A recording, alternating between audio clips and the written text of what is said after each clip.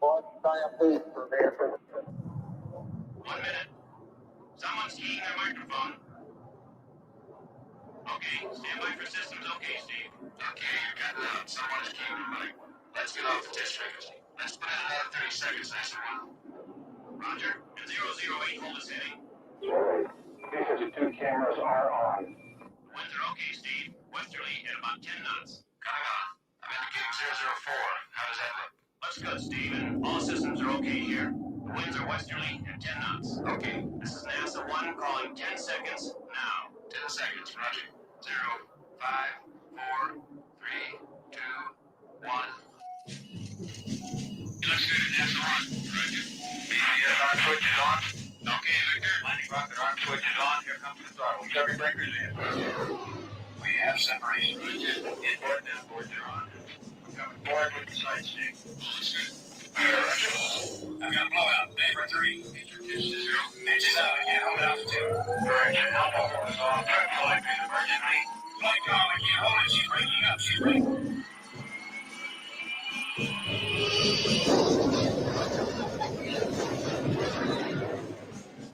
Steve Austin, astronaut, a man barely alive. Gentlemen, we can rebuild him. We have the technology. We have the capability to make the world's first bionic man.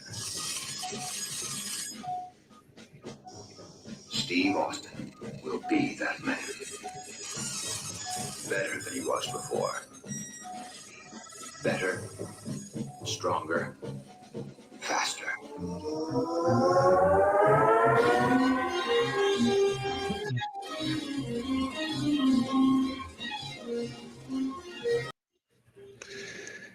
Hey, Sean, can you hear me? I can, Kevin. All right. It's good to see you, my friend. You're looking so good. You're making me feel really underdressed here tonight. Yeah, that's all right. Don't worry about it. Everybody, this is Sean McDonough, retired DEA agent, and he's now, I wanted to ask you, Sean, before we get to the rumor that you did a really good job dispelling this week, a few days ago. You've now in the group participating on Facebook, you've developed your own kind of team. They're looking into not only this case, but other cases. Can you talk to us about that at all? I can. It was shortly after I kind of identified myself in this whole case that after that letter I sent to Rafferty, that I got contacted by a few people that were already in the group. We had a sidebar on the direct messages, and we said, let's get a little team together, and we have. And we have some retired agents. We have a couple of local police officers and an intel analyst, believe it or not. Oh, that's really good. So what do you now that I know it's just an evolving thing, but what do you see long term or going forward as a role for this kind of group that you're putting together? What's your team working on? What we do, we run down some leads that are coming up, which is amazing. I guess COVID changed everything around because so many leads are coming from us to us from in the direct messages. So if we can farm out leads to people who are on the ground, we take advantage of that. We exploit the information we can, and then we just see what happens. We put little bits and pieces out on the main page and see how it runs. Mm-hmm. How do people reach out to you? They usually reach out to me all the time on the direct message. That inbox it's crazy. It's never ever ending. What kind of people would you like to reach out to, and what's your preferred way for them to reach out to you? Well, that's the preferred way. I mean, I had one guy call me at my home telephone. That's not the preferred way, but no, it all works out pretty well. Okay. All right. That's good. Well, everybody who has something they think is important that they want to get to Sean, you know where to find him. And you can also get to him through us too. He's a friend of the channel and a friend of a lot of the people that are working with us. So it's good to have him. We wanted to have him on today. There's been kind of a rumor going around with the Karen Reed case. And I guess it's been going around for a while, but it reached a point where Sean felt it was important to address it. And he addressed it 3 or 4 days ago in the Facebook group Justice for Karen Reed. So, Sean, if you could just maybe tell us in as fairer terms as you can what the rumor is and how you've dispelled it. Yeah, Kevin. So it was around mid-June, once I finally identified myself, I saw some chatter in the groups. I kind of hang out between Canton Confidential and the main justice group. So, but then I started having people from Canton who had a connection to me one way or the other, or by family, or just by the fact that I was a Canton resident at one time. So they would hit me on the back channel saying, Sean, don't you understand that this happened to Karen several years ago? I said, what happened? And they were basically saying, too many people were saying the same story. They kept saying that Karen had been involved in some similar incident with a prior boyfriend and that she was charged. So I immediately said, well, that's easy to prove. Tell me what it is. Tell me where it happened. Tell me who was involved. Everyone just kept saying, they don't know. We don't have none of those details. All they had was this little rumor. So they kind of died down. And then last week, somehow it raised its little head again. But I had kept seeing some other things back channel. And a person sent me something more detailed from another individual. And I said, well, this is it. I have to be able to refute it. And I did. And I was able to basically do some public searches. I was able to do some tap into my old career. You know, they say you're only as good as the access you still have, and I still have a little bit of access. Mm-hmm. And without giving up any sources and methods, I was able to determine that Karen Reed has never had a charge against her other than this stupid thing that she's going through. I think she had a traffic ticket because she was in, her insurance had lapsed. She had been in the hospital for several days. And in between the time of going in and coming out, her insurance lapsed. Ironically, she hasn't lived in the Taunton area since she was 18. So everyone was saying this supposed incident happened in 2015 in the Taunton area. She left Taunton when she was 18. She lived primarily in Suffolk County all those years until she bought a residence in Mansfield. And the other thing is really important. So Fidelity Investments, obviously the type of job she had and the type of job that myself had, you have series of background investigations yearly, sometimes biannually. Right. And had anything been in her background, they would have found it. So that makes sense. I put a little post out saying the same thing. And ironically, I haven't heard a word since then. And actually, I did. I take that back. I actually contacted one of the people that had talked to me. So why did you think that happened? And the person said, well, Sean, it's mob mentality. I said, yeah, I see it. Mm-hmm. Mm-hmm. All it takes is one person to start a rumor, and that's why we heard the rumor, but we didn't talk about it. I'm only addressing it here because you addressed it specifically in the Facebook group more recently. But yeah. I mean, it has to be, because bottom line is, I've always, you confront conflict immediately, and this is something that had to be addressed. Right. And I just figured if I can contribute to anything to dispel this, then fine. And you don't think it's something that the prosecution is using or might be a basis for the second degree charge? Well, the prosecution would have the same information as the Security and Exchange Commission would have. I mean, right. Yeah. So, it's not there. She wouldn't be allowed to work. Right. That makes sense. I have always wondered why the charge is second degree murder, which implies malicious intent. Not even just, that's more like, I don't even think it's second degree murder if you do a hit and run, because there's no intent there. So exactly. Intent implies that the prosecution thinks she did it on purpose, which seems really bizarre. And what would be the basis for them thinking that? Or is it just an overcharge? Like you said, there would have to be some type of, they'd have to show some type of intent. And I personally think it was overcharged. to elicit a plea. To elicit a plea. Yeah, I mean that's probably something that commonly goes on.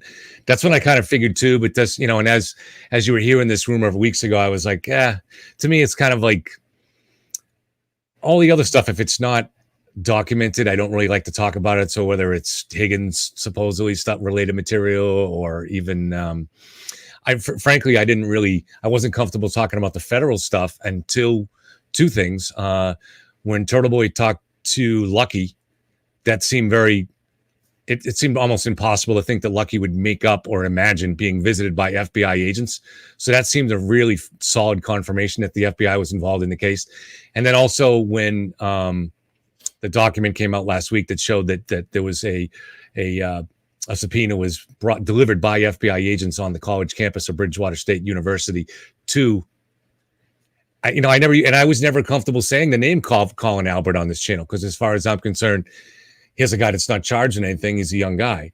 But now that his name's been broached by the DA himself, I guess we can say his name. So Colin Albert was delivered a subpoena, right? He was delivered a grand jury subpoena to testify before the grand jury. Yeah.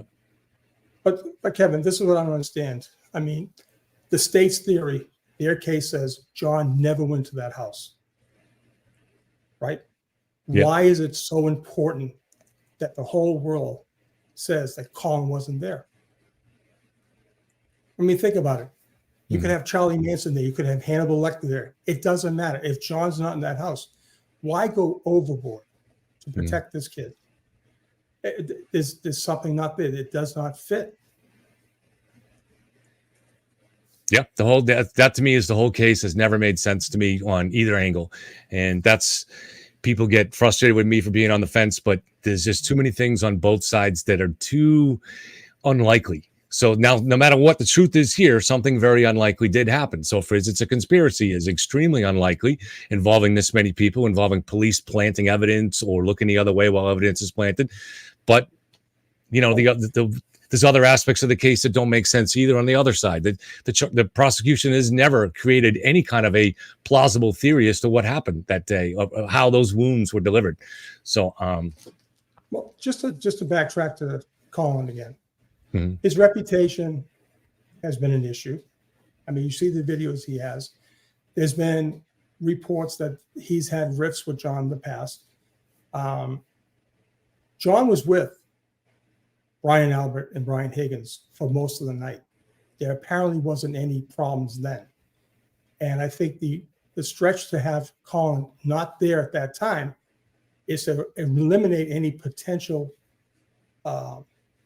finger pointing at him to have caused this fight. The problem is, the whole thing about ballot protest too much. That rant by his aunt was extreme. I mean, extreme. If John's not in that house, it doesn't matter who else is in that house. Colin, the worst guy in the world, could be in that house. If the state is saying he never entered, who cares who's in that house? Turtle Boy, I have to address Turtle Boy Live is here, and he's saying both sides in this one is weak. I want to make sure you guys understand. I am not someone that automatically takes both sides in an argument. So I followed the Delphi murders case very closely.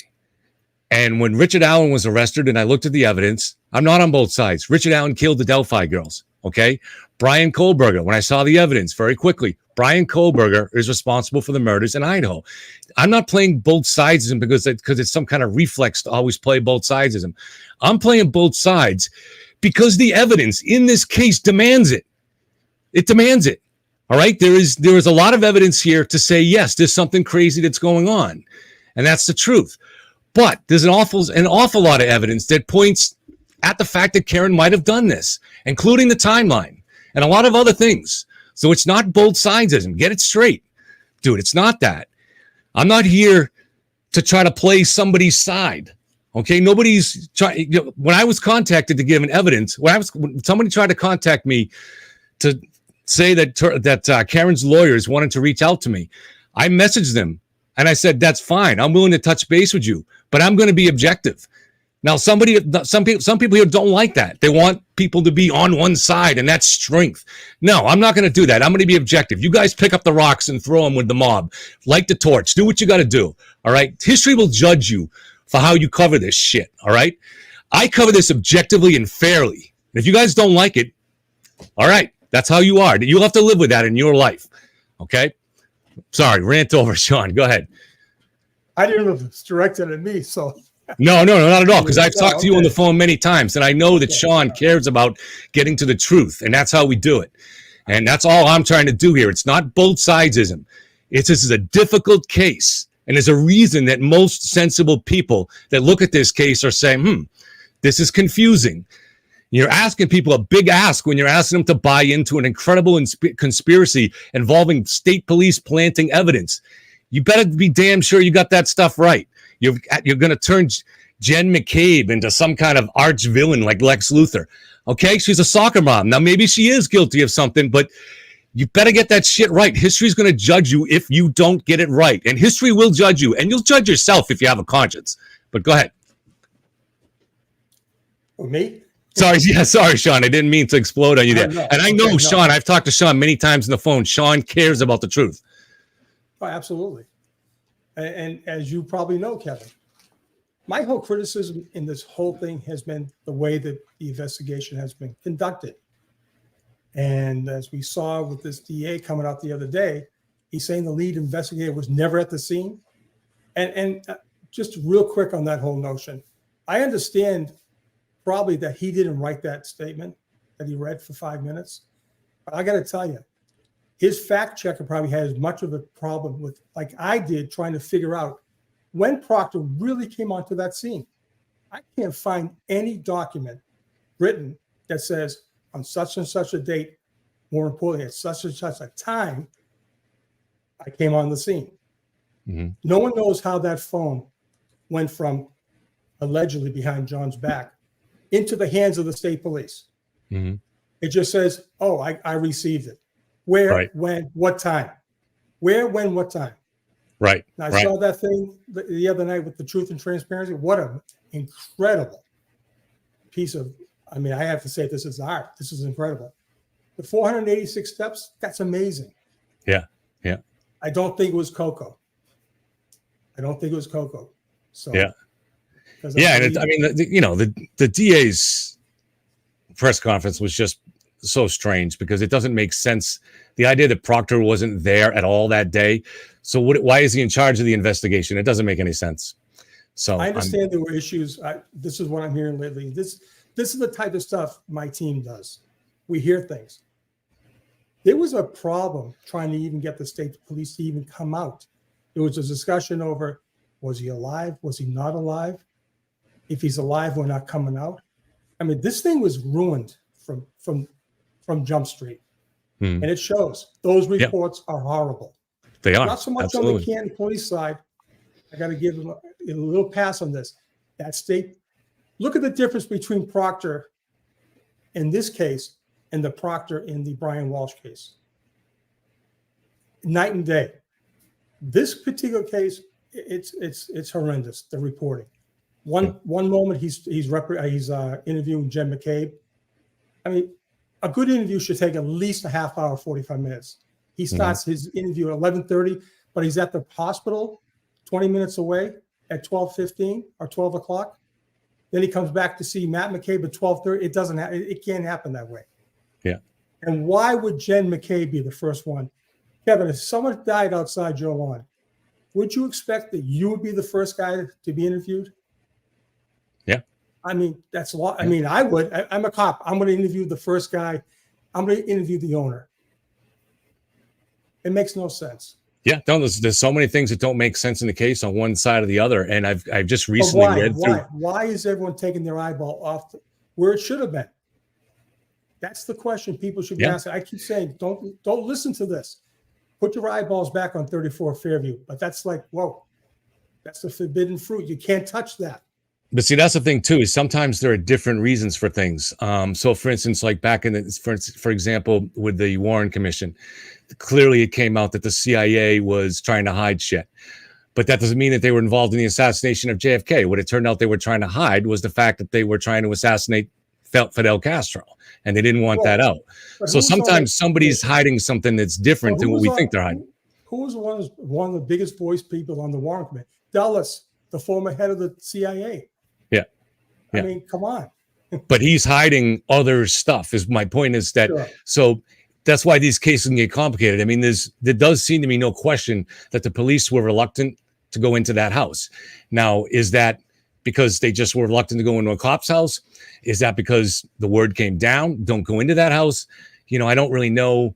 And it's also possible, is there something else that was being hidden inside the house that had nothing to do with John O'Keefe? So, I mean, it's always, these things are complicated. I know for sure there's at least 5 law enforcement personnel in this group right now. I can see them right now. I know who they are. Mm-hmm. I guarantee if we had them all come on live and we said, if you found the body outside the residence of where a party took place, who would be the first person to interview? 100% would say the person that owns the house. Right. Anyways. Right. Absolutely. Not Jen McCabe 3 miles down the street. Like I said, everything, just stay away. Stay away from 34 Fairview. Just keep it up at the waterfall. Why are you talking about the drinks? Tell me who's in the house. Tell me about the music, the food. Right. Why is she doing the digesting food? Talk to me about the food. Talk to me about the food. Yeah. They never asked her. Because that has to be at 34. Maybe it's at the waterfall. Who knows? Why did you text? How long does the food digest in your system? It was never asked, but they knew it. Yeah, like I said, I've read everything over. There's a lot of strange things in this case, and you can't always explain. I'm just saying it makes sense to look at both sides when you do have a very strange case, and try to take in the information from both sides instead of running with a narrative that was created by the defense team in April through friendly allies who are feeding them their information directly, and those allies that don't tell you everything. So, for instance, some of the people that are getting those sources there, they don't tell you that there was a video erased on John O'Keefe's door system, his ring system. The video there's no video, and it's right there in the charging document. There's no video of Karen coming home, and we don't know who erased that or why. So obviously, there are questions on both sides. There's a library gap on the other side, and there's other, why weren't other ring systems? It's amazing that you couldn't get video from some of the other ring systems in the neighborhood that would show Karen's taillight when she left the house. But it's also interesting that there was apparently, it does seem like Karen erased video of her coming home. And you might say, well, why would you do that? Because it only shows the car coming in from the front. It doesn't show the taillight. But John had 2 ring cameras. So now we haven't seen any video from the other one, but I'm going to guess that it might show the back of the car. And that's why she might have incentive to delete it. I don't know, but that's why you have to ask these questions. And if you're going to report things honestly to people out there, and there are some people out there that do want honest reporting, tell them both fucking sides. Give them all the information. Don't just give them the shit that you want to give them because you're working for the defense team. And then you create these narratives that are out there. That's the reality. So, well, the defense couldn't create the debauchery of the police reports. That's one thing they couldn't create. Mm-hmm. Cops did that themselves. That's right. And that's ground zero for any investigation. Just remember that. What comes after that comes after that. But ground zero is first officer on the scene, and then the lead detective. I'd love to ask the DA where he was traveling all day, because he's right. He didn't travel up to Meadows to get the car. That's where the car was. Yeah. He lets that thing stay there all morning long. Karen comes out of wherever the hell she was at the section 12, whatever, and then she takes it to Dighton. Why? Why was so much time needed with these guys? Right. This was a open and shut case. In 2 hours, my partner's in this group right now, DEA. We would have had this done in a heartbeat. Mm-hmm. Why did it take so long? I know why. I'm gonna let it play out. Kev. Listen. I'm just gonna keep it on the cops. The defense can say whatever they want. You can't change what's in those 4 corners of those pages. That's what you can't change. And the Canton cops did try it twice. or at least one time they tried. They might be trying right now. Yeah, there's no question. At the very least, it's a shoddy investigation. And it might be a lot more. And I've always taken that position that there's a lot of strange shit here that has to be explained. And nobody sane would dismiss, if you looked at all the evidence, would dismiss the possibility of a conspiracy here. But it's a big ask because you're talking about planting evidence. You're talking about scuffing up Karen's car, putting a dent in it. It's a pretty elaborate, maybe cleaning up glass in her driveway. I mean, there's a lot of shit that goes on, and it's a hard thing to ask people to just buy into that without having more proof. Proof does matter. And no, I'm not lying here. There's people that lie here, and there's people that are willing to deceive you here. You want that channel? Go ahead. You'll find it on Saturday night. You'll find it tomorrow night. That's a guy that isn't interested in the truth. He's not. Okay, he's done some great journalism. He's not fucking interested in the truth. And if you haven't figured it out like now, you have no fucking idea what you're talking about. I'm not talking to you, Sean. Sorry. I don't mean to swear, but he's not interested in the truth. He's interested in subscribers. He's interested in selling subscriptions. He's made a lot of money doing it. You're probably all paying him to do it. And that's fine. If you want to be deceived, look, and half the people in this country do want to be deceived. We've seen that. That's what they enjoy. They buy into a narrative that makes them feel a certain way, and that's it. I don't do that. I want to know the truth. I don't know what the truth is. I want to know what it is. I like having Sean on so I can get closer to the truth, and I like having other guests on that do that. But I want to give you the whole story, all the facts when they come out, not just the facts that serve what I'm being paid to do. Okay? I'm not getting paid by anybody. Ring videos back at One Meadows. Mm-hmm. The last ring video that's there is her backing up. That would be a great video to erase, would you say? That video right there would cause any type of reasonable doubt. But why are the other videos? Why aren't there videos of cops checking where you said the glass may be, or John's car for damage? Yeah. Anybody who thinks that car wasn't damaged is up in Mars somewhere. That car was damaged. Could the ring system have been confiscated by then? Well, during the day, or?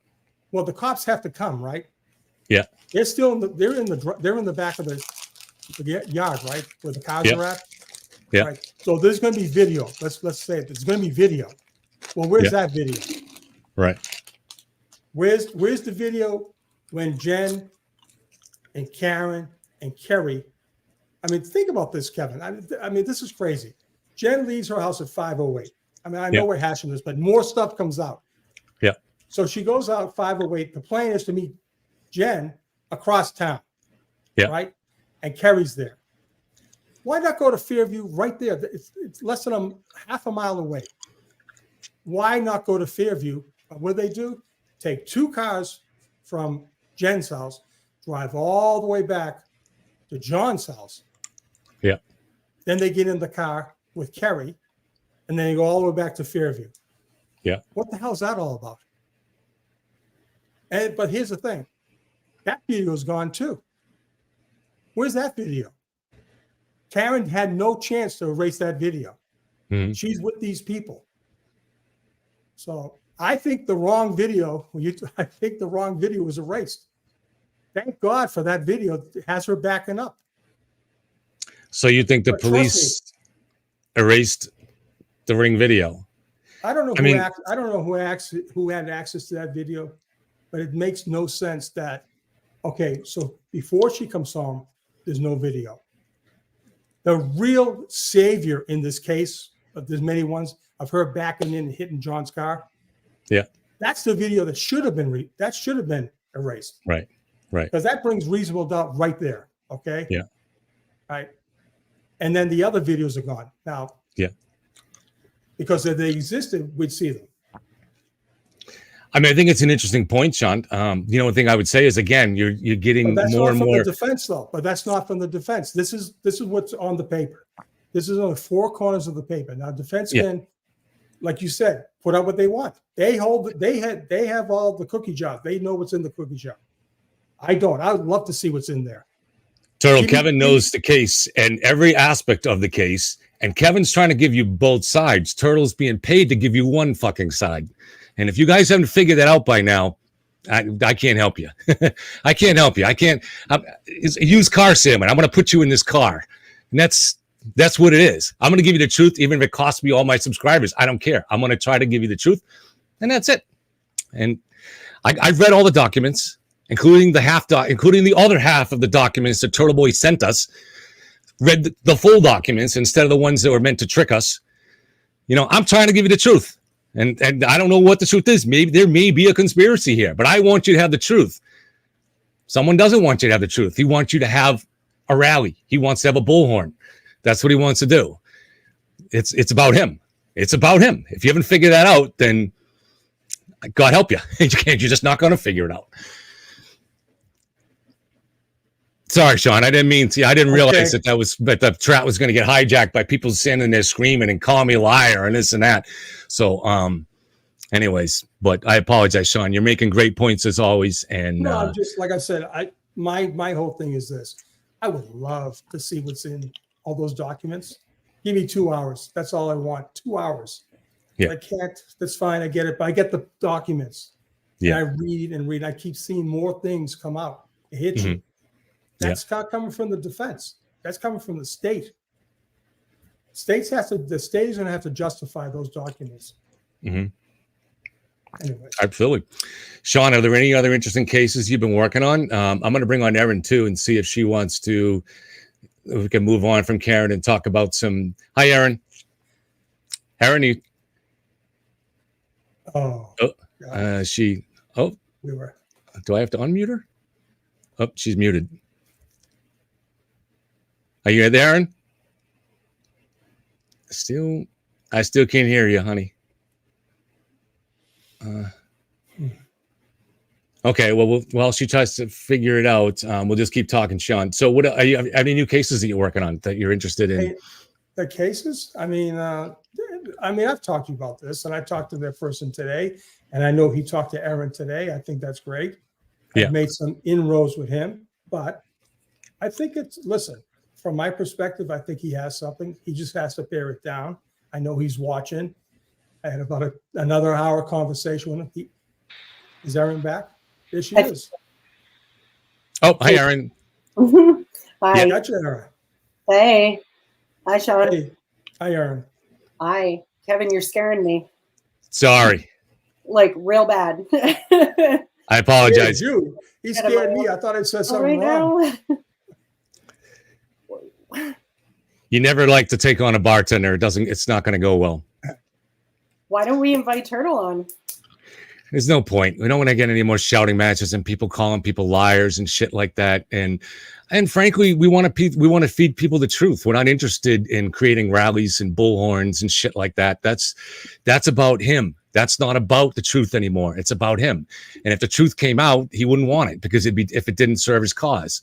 And it's time to just say it. That's what it is. If you don't know it, you don't recognize it. I mean, if you can't recognize someone that wants to just develop his own platform just for the sake of being your leader, great. He's entertaining. I love his show. He's done some really good journalism. He did a great job finding out that the call in Dighton, what time the call came in for the tow truck. Did a great job getting unlucky. I respect the journalism. Great scandals were broken in the past. He's not a journalist in this case. He's not a journalist. He's an advocate for the defense. He's a shill for the defense. If you don't know that, and for people sitting there saying, I'm the coward, you come up here and stand here and take on the mob. I'm the only one that has the guts to take on the mob. You don't have the guts to take on the mob. I got the guts to take on the mob. So if you want to do it, let's see who's the real coward. So, all right, guys, so let's see who's the real coward. Holy shit, Kev. I feel like I'm at the dinner table with my parents and my dad just slapped my mom across the face and I'm still supposed to eat. Oh, man, I'm sorry. Whew. I'm sorry. No, it's okay. No, I apologize. I respectfully disagree, but it's okay. That's all right. I mean, to me, you're standing up for objectivity and the truth and going over the only documents. That's how you approach a case if you care about the truth. Okay, you can have differences of opinions, but standing there screaming and calling somebody else a liar when they disagree with you, and let's be honest, going to the games of soccer kids, what the fuck is that? Who does that? You go in this game, those kids don't know you're out there causing a scene in the bleachers? You're a fucking loser doing that. Are you kidding me? Let's just call it what it is. You're going to fucking soccer games, dude? You're not a journalist. You're a fucking rabble rouser. That's all you are. You used to be a journalist. You have the talent to be a journalist. You chose not to be. You sold your soul. That's what you want to do. That's what you are. You can't change it. It's too late. The cat's out of the bag. And that's it. And I'm sorry. I know Erin and Dave really love Turtle. And I used to respect them, but seeing this is what's going on, that's not how you fucking do things. That's not journalism. That's not truth seeking. That's something else. And I'm calling it the way it is, and it's going to get 600 people mad at me. I don't give a fuck. Who's the coward here? The guy that goes up in the bleachers and tries to scare little kids at soccer games. That's the fucking coward, dude. All right? That's the coward. And anybody who supports that, you're standing with the mob. You're standing with the people that would throw stones. You're standing with a mob. You're standing with people that would light torches and go out with pitchforks. That's who you're with. That's who you fucking are. And if you're with that crowd, you're with that crowd. So I apologize, guys. Okay. Dave, how you doing? Bye, Dave. Don't you feel like we should probably have Turtle Boy on at this point? Yeah. No, I see no point to it. I'm not giving him any more air. He's got enough air to spread disinformation all the time. That's all he's fucking doing. He's spreading disinformation. And he gets mad that somebody else is going to try to cover it objectively. He can't take that. It drives him fucking crazy. I covered objectively. I'm willing to cover both sides, and that drives him crazy. It drives him nuts. He doesn't want that. He doesn't want the truth. Do you guys really think Turtle Boy wanted the truth in this case? Whatever you think happened here, do you really think that that's what he wanted or wants? No fucking way. I mean, I'm here because of him.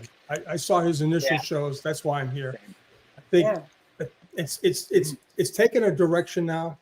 There's a lot of people involved, but I'm here because of him. I think he did a phenomenal job. But then again, I don't have access to what other people have. I'm just looking at the four corners of the paper, and that's what I'm about right now. You think he covers it, Sean? You think he covers it objectively?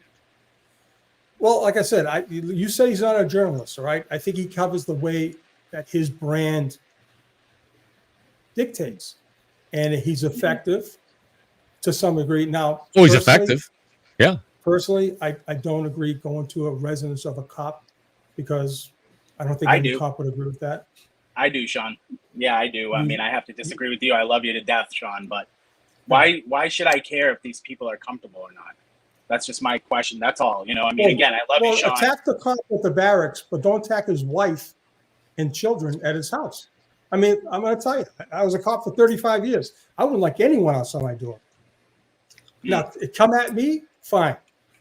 But find me at the barracks. Find me on the street. But don't go to my residence. I mean, listen, it is what it is. Yeah. Okay, well, I think if we're going to say things like this. How would you like to have it at your house, Dave? I mean.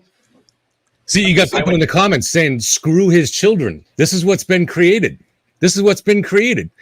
Now we show up at kids' soccer games and we say, screw his children. This is insane. I don't stand for this. Starting shit with people. What's that? Can we admit that Lizzie Proctor is the one who's starting shit with people?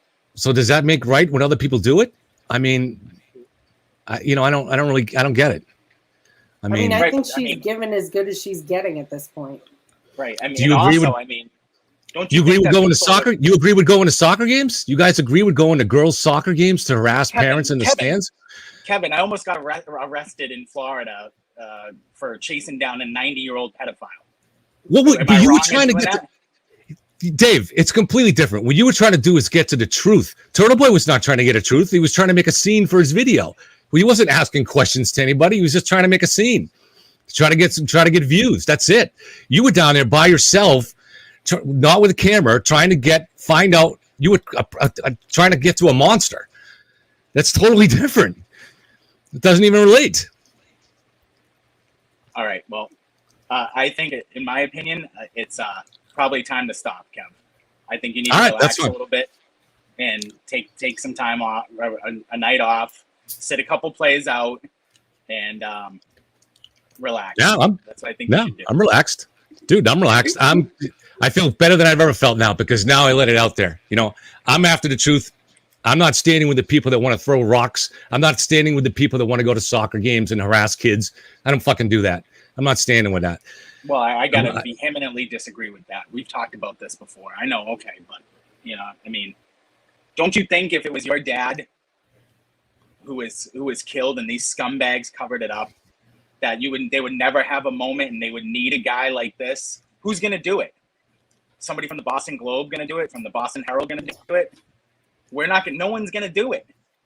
So don't you think if it were me, I'd be like, thank you, man. Thank you for taking up my situation, regardless of what you think. You know, I just think take it up as a journalist. That's all. Take it up as if you're interested in, we don't know what happened here, and that's the simple fact. All right, we were given a narrative in April that was put out by the defense, carefully plotted with Turtle Boy, and everybody bought into that narrative, including me early on. And it would have been a benefit to me and my channel and all these people here that are calling all kinds of shit to me.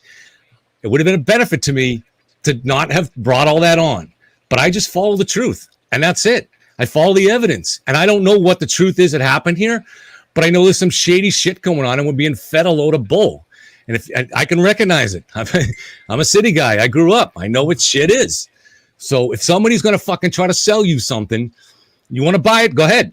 That's fine. I don't know what the truth is. I want to look at the evidence, and I want to find out what the truth is. And yes, he's done a great job at taking on the defense's side, and that's he's an advocate. He's not trying to find the truth. Do you really think if Turtle Boy got information tomorrow that was damaging to Karen Reed that he would release it? You know he wouldn't. What does your gut tell you about the Karen Reed case? What does your brain tell you? Your intuition tell you? I say this to you all the time. What does it tell you? Yeah, and my intuition is that there's a really strange case here, but in order to overcome, actually my gut tells me the same thing that yours gut has told you, that you told me, and you agree with me. That's about 51% Karen is guilty, and you agreed with that. I'm not sure if you still do, but you know, I would say so. I said 51% that Karen was guilty. Yep. What do you mean? No. Let's back this up for a second. That's what you told me last week on the phone. Yeah, we were That's talking about it. For two straight days. You said, I think Karen is guilty. Yep. We were talking about it last week. I said I wanted to consult some people on the Google search, like my old professors, and I wanted to make sure that I understood this Google search. And once I consulted and went back, I was like, it happened at 2:27 a.m. So I was kind of questioning myself for a little bit there. But I mean, again, I can't get past Proctor's report. I can't get past how the Lexus did that to somebody's body. I can't get past, this fake plow company. And we talked about this last night. And I was like, my mind, my brain, my gut still tells me that, and I'm very conspiracy minded. And I almost always edge on the side of it's a conspiracy. And, I just still can't believe that Lexus did that to this guy. And I just want to address someone saying, people keep saying, what's the evidence? Okay, I'll tell you what the evidence is for the prosecution's case. It's not that difficult. Okay. First of all is the timeline. All right. Karen got home at exactly 12:41. At 12:32, that's the time that John stopped moving. That's a 9-minute difference. It's about a 6-minute drive home under normal conditions, but it was snowing. Karen was drunk, and she wasn't familiar with the neighborhood. So the timeline perfectly matches the idea of Karen hitting John and then driving home. Now, that doesn't mean she did at that time. It could mean that somebody threw the phone into the yard, and I'm the one that came up with that theory all the way back in April. But that's a lot to ask people to buy into that, all right? There's also the physical evidence, all right? There is taillight glass all around the crime scene. Now, we all know that there's a possibility that was planted, but it takes a lot to convince people, where is the evidence that somebody planted that evidence? I mean, it's a really difficult thing to expect that somebody planted that evidence, somebody went and made scratches in her car and made dings in it and put a piece of cocktail glass on it and put a human hair on it. That's a lot of shit to happen. So you're talking about a very complicated number of conspiracy people, a lot of people that have to be involved in the level of conspiracy here, and that's a lot to ask for, and you have to overcome that. Now, there are other things that are hard to explain, and I just finished doing a video today. I haven't put it up, and it takes about 75% of the defense side. But to me, that's what we ought to be doing here, is looking at this and looking at both sides, because it's an extremely complicated case, and nobody knows the truth, but somebody's trying to sell us an image of the truth and making a lot of money doing it. So, well, Kevin, the vehicle would have left at 5:08 from One Meadows. That light. Now, Proctor's very specific at 4:15, whatever time he was there. He says the side rear taillight is shattered. We see the side rear taillight pulling out. It's intact. We can't tell if it's cracked, but I can tell you right now it's not shattered, because if it was shattered, there'd be a beam of white coming through. Yeah. Now, there is a little bit on the corner of it. But still, what I'm trying to say is, so there was a piece of glass off on the corner. Right. I don't know if it was a piece of glass. I think it was cracked. Well, you could see the light coming through for the white spot on the corner. So if you look at straight from the back from that picture, you couldn't see it. But then from the corner right around it, you could see a good slice, maybe, I don't know, 3 or 4 inches tall and an inch wide, where it was white was coming out. And also, just to be clear, and John, it's very hard to get past the initial investigation when they deputized Jen McCabe and did not question the witnesses separately, wrote the most, illogical, just incomprehensible report, spelling everybody's name wrong. I mean, it's just really hard to get past all that and chalk it up to incompetence. It's more like it was on purpose, and I think you agree with me on that, Sean. It's more like it was on purpose, Absolutely. not incompetent. So, and again, I mean, there's been times. But you have to weigh it. You say, on the one hand, you have the unlikelihood of a really sloppy report, but on the other hand, you have the unlikelihood of an extremely elaborate conspiracy involving planting evidence and state troopers being involved with deliberately framing someone for murder when they have no motive. Turtle Boy says Proctor's motive is so he can hang around with the cool people. Are you fucking kidding me? You people buy that? Seriously? There's so much about Michael Proctor there that I don't think you understand, though. This guy, I mean, in high school, he went around with the crowd. I mean, there's a lot in his background that I don't think you understand, Kevin. We've kind of gone. I understand. You're saying the same thing as Turtle. Of course I understand. I'm not stupid. You're saying that he wants to be the cool kid, and that's why he's willing to give up his whole life and go to jail for decades. That's not motive to me. He's part of an institution that always covers down for itself, Kevin. And it's in his blood, it's in his DNA. There's barely any evidence he knew the guy. If any. There's a lot of evidence he knew him. There's a lot of evidence. There's no evidence he knew him. There's a 6 degrees to Kevin Bacon evidence that he was at a wedding where Jen McCabe's cousin was at or something like that. Give me a break. There's no pictures of them together. There's nothing. Kevin. It's not there. Kevin. Well, I will say one thing. If this is a conspiracy to the length it was, it's not about Michael Proctor. I can tell you that. That's for sure. If it goes this deep, that's right. He's like Tucker Carlson said, they just want you to obey. Someone made everyone that, if it's a conspiracy, Kevin, someone had to obey. And I'm going to say right now, between the hours of 1 a.m. and 6 o'clock, calls were being made, rabbis were being called on, okay? Black books were being looked at.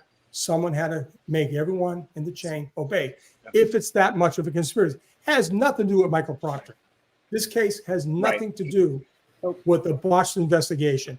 It has all to do with who had enough power to influence and corrupt at least 3 or 4 states. I agree with that. Who had that kind of power? Right. Who had that kind of power? Right. That's going to be the key thing in the whole case. And also, just to piggyback on that, what you said earlier, Kevin, I wrote a whole book on things I still question. I always go back and make sure that I have the right ideas. I'm in constant self-assessment to the people who are going to say, oh, Dave was 51-49 or 72-28 or whatever the fuck it was. I always question myself. I question myself on every investigation, every single thing I write, every thought that I fucking have in my head. I question myself. So that's really, again, it's really hard to get past a lot of things, as you know, Sean. And at this point, it's just something from going back to that light again. This is why, because I did a post anonymously for a person who did a great breakdown of the tail, and he did measurements. He did the whole thing. Karen's tail light is two-toned in the back. There's red, there's yellow, and then the backup light is white. What you saw there was the part of the tail light that's yellow. It's two-toned. Right. And I defy anyone who has a Lexus to come out in the chat there to say it. It's a two-tone light, and that's what we see. It's not a beam of white. It would have been like the way that Proctor says, now this is what he says in Titan. It's not only shattered, but a large chunk taken out. Remember, these reports are done after the fact. They're not done contemporaneous when they see the car. They go back and they say, okay, what did we do? Right, Dave? What did we see? Right. Oh, he says it's shattered with a large chunk missing. I suggest right now you look at that video again. There's no large chunk missing. Those cars are that way that taillight's made is it goes in. It compresses inside. So yeah, I mean, I point out in the video that I. Good. Sorry, go ahead. I think you've gotten angry tonight, and as I say to everybody who asks me about you, I say Kevin's one of the greatest guys I know. He's one of my best friends, and I think you got burned on your Delphi case, and I think that really gives you a lot. I think you at one point you thought you had a great suspect for it, and maybe I got that right. I never got burned. Okay. I got that right. I made that call about 3 weeks before they caught him. I got the profile. I nailed it. And Janice, you always in a chat every night saying that I play both sides. I think outside of Turtle Boy and Sean, there's been no person louder about Karen Reed is innocent than me, and I think that's crazy. I just want to go back to Kevin and get him a little calmed down because he's a really rational thinker, and but sometimes I think I'm being rational here. Upset. Right. I think I'm being. If you got, I'm sure you guys are reading the comments too, that what you see in the comments is exactly what a mindless mob looks like. That's what it looks like. If you've never been around one, that's what it looks like. Now look at the nature of the comments in there, the highly personal attacks and shit that don't even make sense. It's a mob mentality, and mobs are dangerous. Mobs make anybody it's studies have shown this. Sociological studies have shown this. People that go into a mob become mindless. Really, the smartest people in the world can become mindless once they're in a mob. They lose all ability to control their own thinking. And I'm resisting that. That's all. Okay. I guess I'm in the mob then. I don't know. I guess I'm part of this mob, but I mean, it's kind of overwhelming, man. It's kind of overwhelming at this point. I mean, you just look. I think Turtle Boy has 120 pages of the Canton cover-up right now, and it's just overwhelming. Go ahead, Sean. Sorry. I'm just going back to the taillight, and just don't forget that tow car driver, the tow truck driver. He would have definitely noted, and I think someone in the Facebook groups had said that she had a Lexus. Oh no, she had a tow car for a battery. The car had to be towed for a battery change, and the guy videotaped everything. So this kid down there, and I guess I call him a kid. Anyways, he took the car and he said, I know there was no damage visible. Proctor's saying it's shattered. That's heavy language. Shattered and a large chunk of plastic missing. Right. That's not what that car looked like departing at 5:08 in the morning. Certainly not. And listen, certainly not. The car was unattended for like 12 hours. Anything going to happen, like the crime scene. Insane. Like the crime scene. I can maybe see missing a crack, but not pieces missing. And did you see the chunks? You see the chunks that were found at the scene? Yeah. I mean, come on. Yeah. All right, so let's. All right, Kevin, real quick. Match those chunks that the cops found mysteriously on top of the snowbanks, and try to fit that in the taillight as it was leaving at 5:08. Right. Yeah, no, it looks suspicious to me too. And I mentioned this all in my video. No, Kevin, don't say it's. I want you to look at that and say, could those three chunks? Don't forget Berkowitz. Could those three chunks possibly, when we see it, we saw it with our own eyes. Our eyes are not lying. Was there but when you take a picture of something, you don't know what the size is. So when you take a picture of a piece of glass lying in the snow, I don't know if it's an inch long or 8 inches long. I really can't tell by looking at it. So this is when it comes down to a trial, when that glass will be lined up on a table and people can look at it. I mean, that's why you wait for a trial. There's another thing. It should have been photographed with a reference point. Right. That's another problem they had. No measurement, like the back of the head. The people at the hospital got it right. The cops couldn't get it right. Give us a Right. reference point. They show the damn thing on top of a snowbank after a blizzard, and the sneak is found. I mean, we're just rehashing the whole thing, but No, but I that's wanna that's keep- basically you agree with me that we Right. don't know the size of that glass because you're looking at it just as glass on top of a snowy background. So we don't really Yeah, but know look- for sure what we're looking at. it looked pretty big. That's what I'm trying to say. It looked big pretty too, but I can make a 1-inch piece of glass look big too if I just focus it in on it on the there's a- camera. So I mean, I just don't know what I'm looking at. That's all. I mean, it comes down to basic principles here, and there are a lot of odd things in this case, and I cover this in my video. But you still have to overcome an awful lot to create a conspiracy of this kind of nature, which is a highly, highly, highly improbable. And you still have the timeline. 1241, 1232. It's very hard to get around that. And there may be other evidence that's going to come out here too. We don't know what the black box is going to say. Lally has said that it indicates that there was a collision at that time, but we don't know until we see it.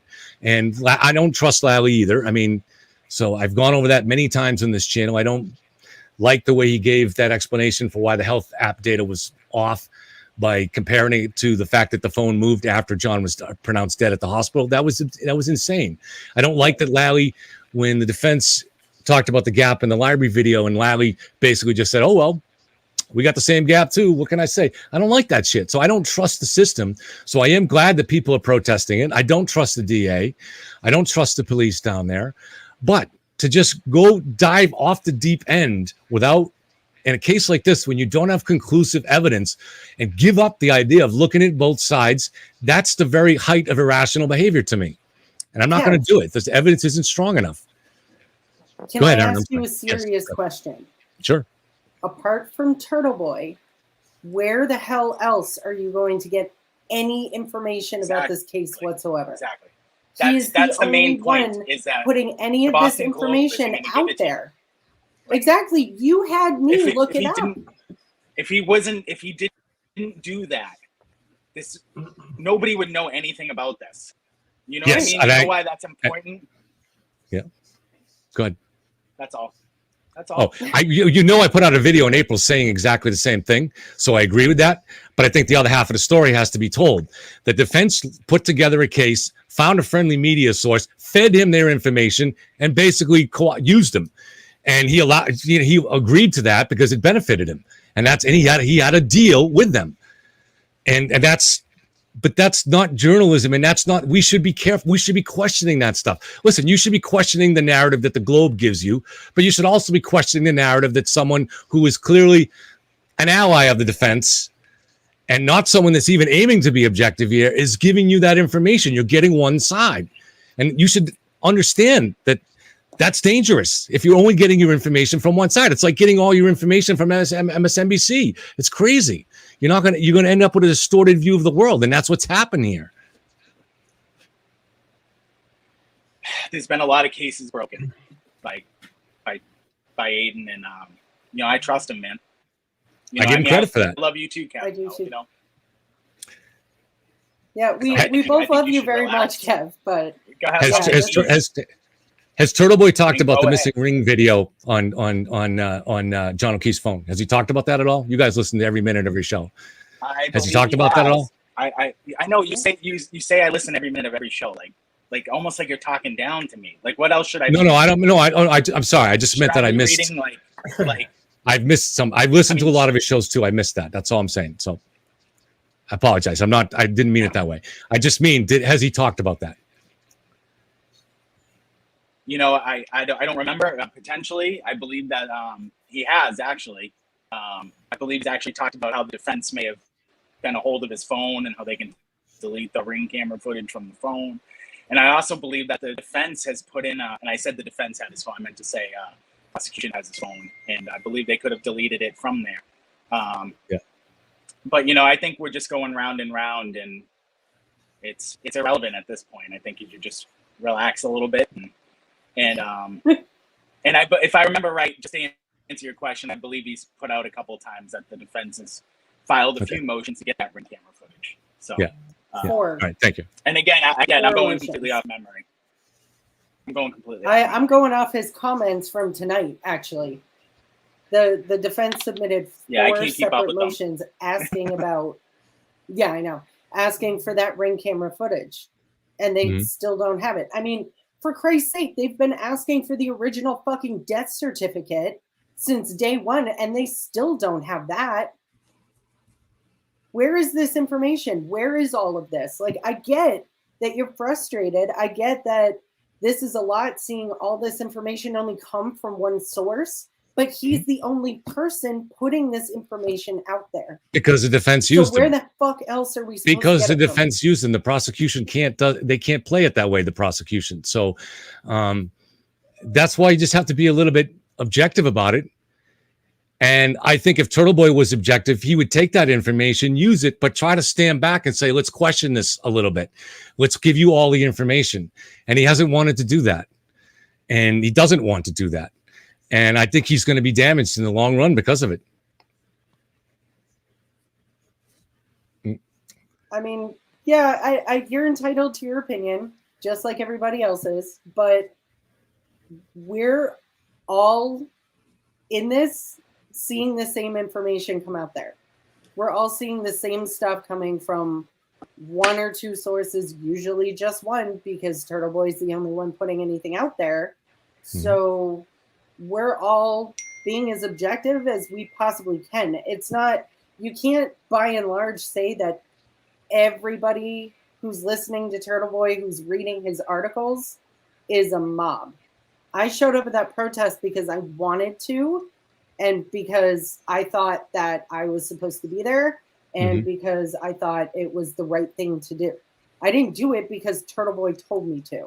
Right. I did it because I felt the need to be there and to put my voice out there for Karen, because I do think that she is not guilty. But I formed that opinion reading all of this information. Right. Not just from Turtle Boy, but from you also, and from anything else that I can find, particularly comments in that Justice for Karen and John group. I mean, I'm forming my opinion based on the information that is put in front of me constantly at this point. You know, Turtle Boy was the one who got this train going, but he's not the only person talking about this now. Right. And he shouldn't be. And that's the thing is, and I've always respected you for going there. And I've always said that. And my position has always been, even if I'm not sure, or even if it turns out that Karen is guilty, the people that went there and protested did a good thing, because they're letting their voice, they're letting the authorities understand that you can't just do stuff in secret here. We're watching you. You can't just run shoddy investigations like with Birchmore. We're watching you. And that's why I think it's very important that you guys went and covered that. And I'm for covering this all the time. So I'm definitely not against that. And I hope I didn't give you that impression. I apologize. I just react to some of the stuff that you see said in posts, you know, that I'm fake and I have cancer and all kinds of stuff. I mean, it's in some of the stuff that gets said is pretty wild. So, but no, it's not directed at you guys at all. And I hope you accept that and know that. But absolutely. Okay. Kevin, what's your opinion on the fact that the FBI is handing out subpoenas in this? It's powerful. It's powerful. I mean, something's going on. Yeah. So there is someone at the federal level taking a little look at what happened in this case. Yeah. And I don't believe that had to do anything to do with Turtle Boy. Right. I mean, I started the video that I just narrated today. I started with on the defense side of the idea of how is it possible that it's pitch dark. It's an hour before sunrise that morning. And in this quiet, bucolic neighborhood, suddenly you have an ambulance, a fire truck, and those fire engines are loud in a neighborhood like that. I don't know how many squad cars. So flashing blue and red lights. The Alberts had 2 windows on the front lawn. And so you get they're trained, if you're a cop or anybody that works in firefighter, you're trained to respond to those kind of things. And they never wake up. In fact, they don't wake up. And I read the charging document until Jen McCabe goes into the house. I don't know what time that was, because she tried to call them twice. She called Nicole and she tried to call Brian and they didn't answer. So then she goes into the house and all the way up into the room. And that's how they first supposedly find out about it. At least that's their grand jury testimony. And in addition, Brian Albert Jr. was in there and he apparently didn't hear it either, and go running into the room and say, "Oh my God, Dad, there's a whole circus going on the front lawn." I mean, everybody was out there. Neighbors were out there.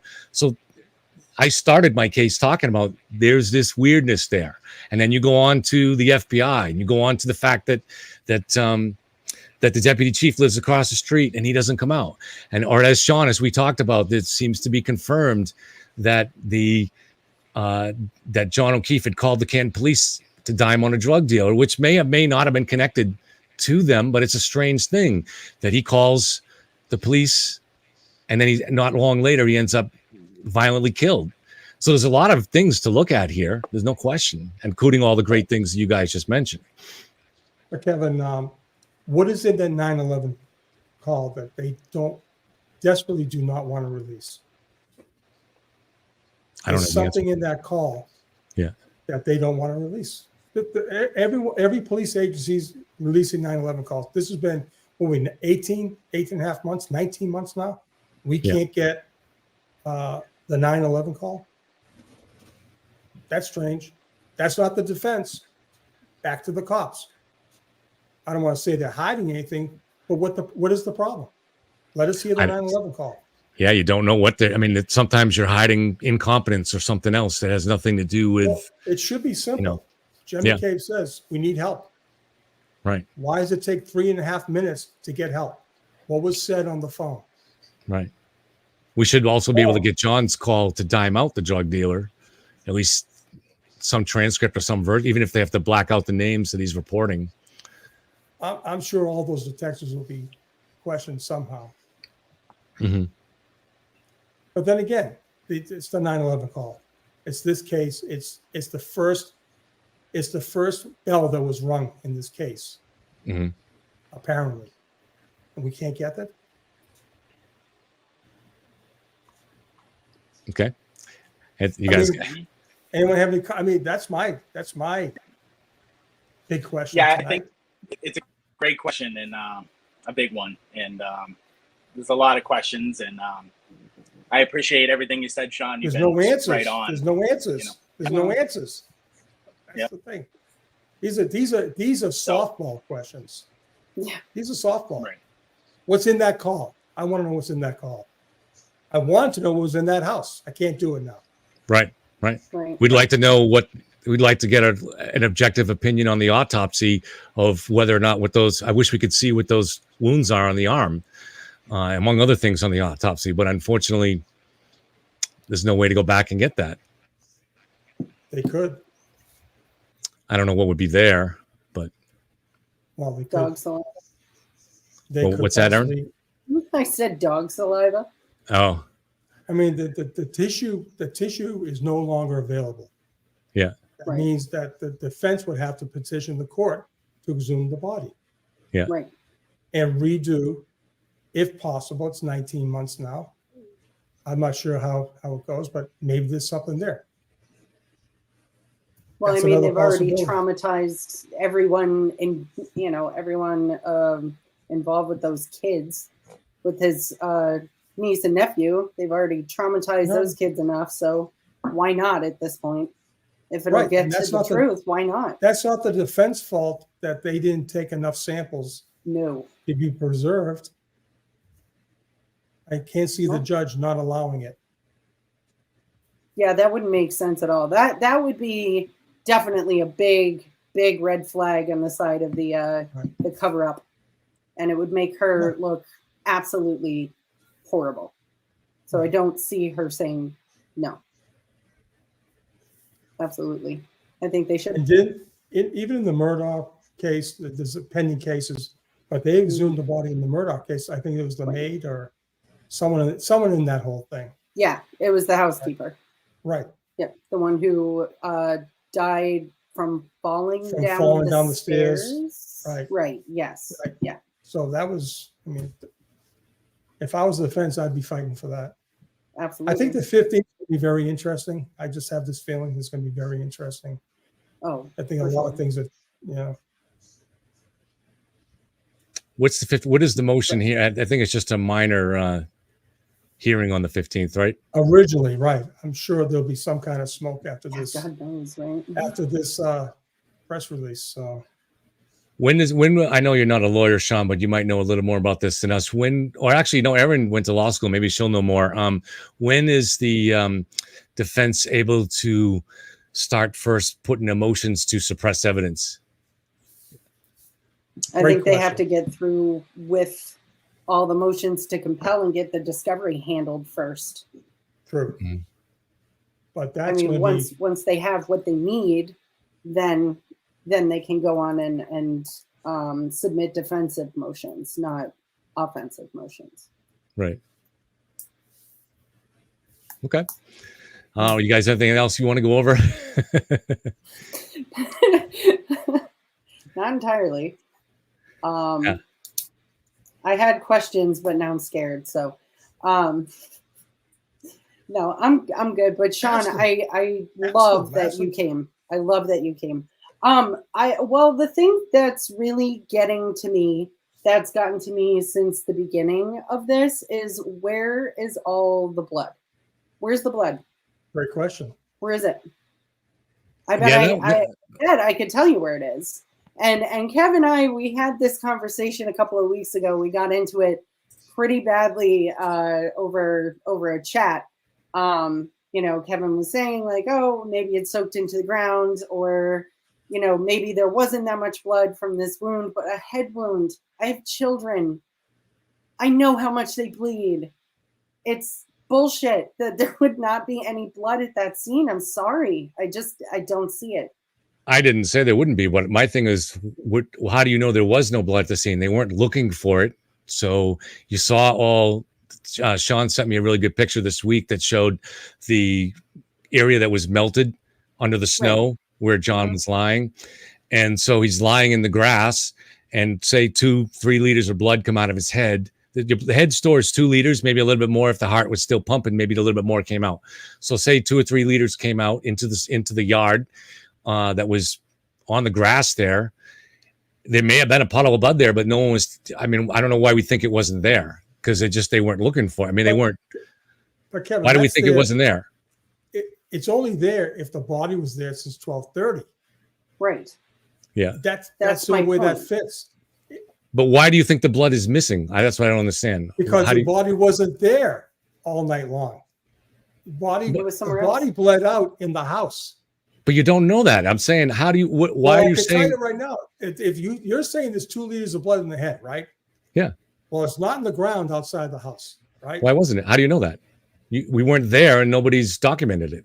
Well, because there is a patch of where his body was that melted the snow. You would think that if they found the phone behind his back, they rolled him over. You would have seen. I'm telling you, you would have seen a massive pooling of blood. How do we know they didn't? Massive. That's what I'm saying. How do we know that they didn't see a massive pooling of blood? And it was a little bit of a hill there, so it would have probably rolled down and would have went into the grass and into the dirt and stuff like that. But how do we know they didn't see it? That's what I'm. Well, at 6 o'clock there wasn't that much snow. Well, actually, according to the state, again, I don't trust the state police report, but according to that, there were 6 inches of snow on top of John. Well, there's a neighbor down the street that has pictures that said it wasn't that much snow at all. Yeah, I don't trust the state police, but that's what's in the charging document, that there were 6 inches on top. Right. I just read it the other. Also, I just read it again.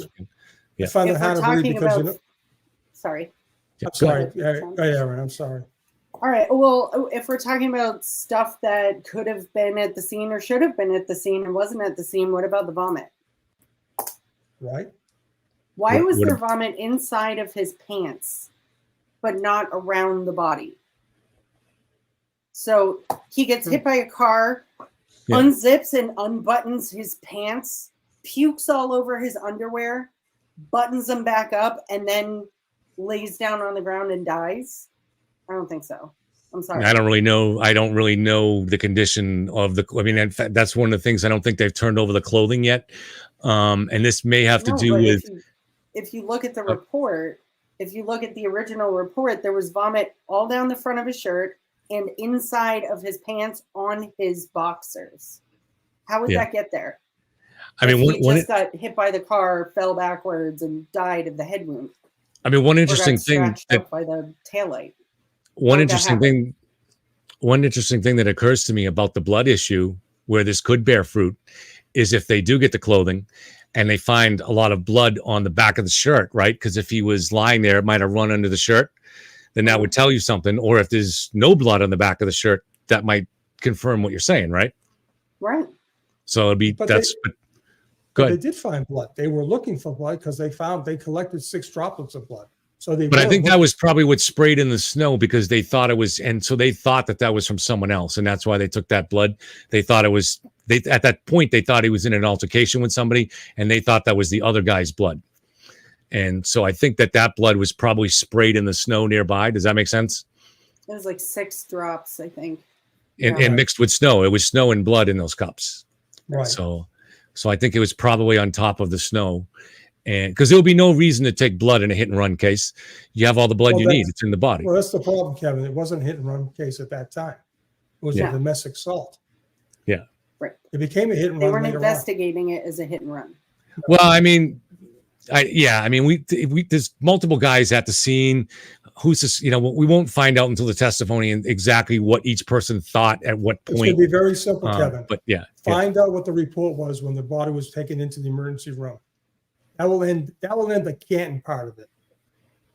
That will end it right. That'll give us an idea if there was a lot of blood underneath the body or not. But right now we don't know. I'm just saying, I don't know why anybody thinks the blood is missing, because what I'm saying is, whatever that ambulance driver, when they took the body to the hospital, they had to tell the doctors and the nurses something. What happened? In that report, you're going to tell what the theory was right then. It wasn't a hit and run. Right. Clearly, it wasn't a hit and run because they're collecting, like you said, another person's blood. Right. That right. That's right. That's what I'm saying. The only looked at his face. And remember, yes, exactly. Someone kicked the shit out of this guy. Yes, exactly. That could be their blood. That's my point. That's why if you thought it was a hit and run, and I don't think they did, then you wouldn't be collecting blood.